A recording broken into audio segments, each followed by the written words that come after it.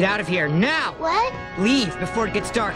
You've got to get across the river. Go! I'll distract them. Mommy! Ah! I'm dreaming! Ah! Come on, wake up! I'm see-through! Don't be afraid. I'm Master Haku. No! I just want to help you. No! Welcome back to our next review of the Studio Ghibli films. And today's is Hayao Miyazaki's Spirited Away. Now this is usually put there on like the best of Studio Ghibli's movies and sometimes even best animated movies of all time.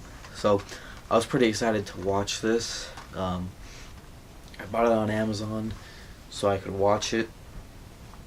And I was not disappointed.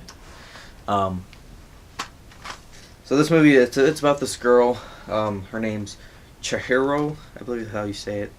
And her family moves to a new town, and they go to this.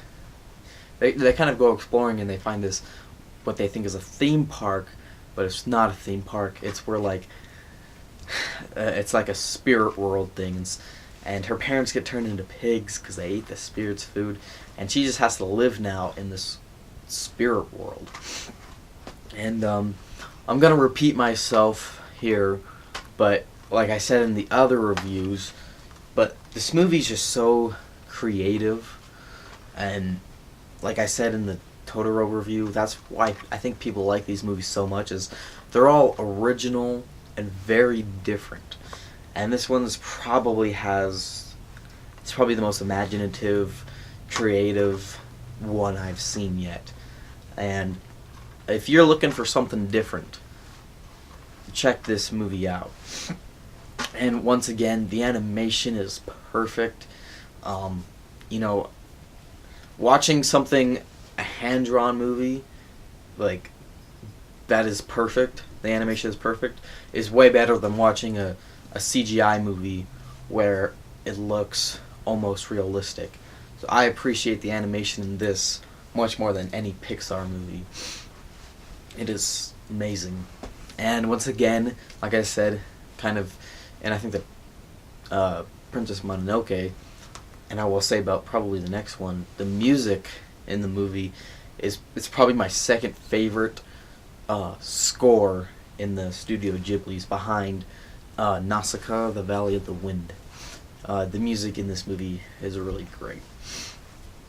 So anyways, this movie is kind of hard to review because I can't really find anything much new to say about it that I kind of haven't said about some of the other movies. Because the story itself isn't amazing, and I don't feel like any of the Studio Ghibli's, like, the story itself is the great part about it. And I think I should have said this probably about the last two. You know, the story, like, I haven't really watched a Studio Ghibli where I'm like, I love that story. But it's okay, though, because I think the thing they do really well, of course, other than, you know, the technical stuff, like the animation and the music and just being creative, the thing they do well with their movies is they take time to set up the characters, and all the characters are all very realistic. There's never ever just good and evil, and there's one person that's the good guy and one person's the bad guy. Everyone has good qualities and everyone has their bad qualities, no matter if they're the good guy or the bad guy. So, okay, my camera just died, so I have to film the rest of the review like this. Sorry. Anyways, where was I? Oh yeah, so yeah, the characters are they're a lot more realistic than, you know, some movies, especially in animation. Like in older Disney movies, you got the evil witch and the good, perfect princess. And in these movies, it's not like that. It's like the especially in this movie, there's so many characters where you're like, you know, they have a good and bad things about them, like the one spirit that was no face or something, faceless spirit. You know, it's like he's causing problems at parts in the movie, but yet he's also a friend to Chihiro. And her name kind of reminds me of a churro, like a churro you eat, like you get at Costco. Anyways, but yeah, I liked her character too. She was she's kind of thrown into this really strange place, and she acts like how I feel like any of us would act, like scared and doesn't know what the heck is going on. But yet she just is always, she tries to almost, she kind of befriends like everyone she can, you know, to help her get through this. And I liked her relationship with her hero, I don't know, the one guy who's a dragon. And I like how they kind of had a connection, like when for them, the first time they meet, they kind of already have kind of a connection, I guess, and he tries to help her out. And later we find out that he was the river spirit, and he like saved her life. So I don't know. I just thought it was kind of, oh, there goes my light. Interesting. So, what else about this movie? As the negatives, I can't really.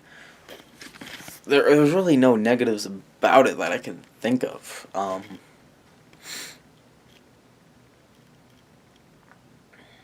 Yeah, but anyways, one thing, last thing I'll say about this movie and other Ghibli movies too.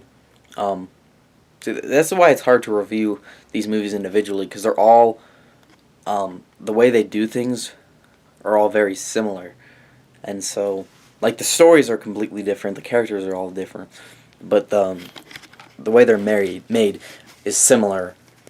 I mean, that's a good thing though, because they do it well. But one thing they like to do a lot is there's just moments of silence where no one says anything, and you just can take a moment to reflect on what's been happening in the movie so far, and also just take in all the great animation and the music. Because like, I think my favorite scene, and a lot of other people's favorite scene in this movie, is the scene where they're riding the train.